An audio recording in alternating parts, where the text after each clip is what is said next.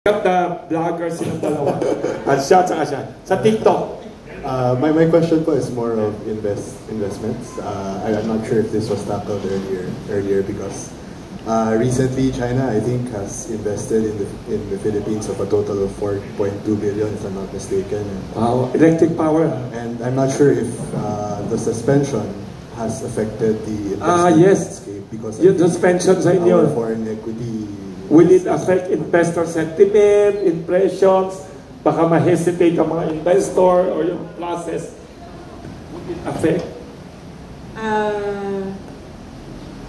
I think rather than me saying it will, I think it's better that we refer to the statements issued by the different business groups.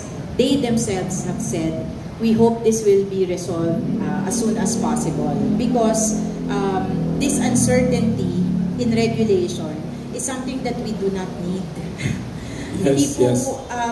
Ngayon pong nag-a-attract tayo ng investors sa Pilipinas, this kind of uncertainty And news.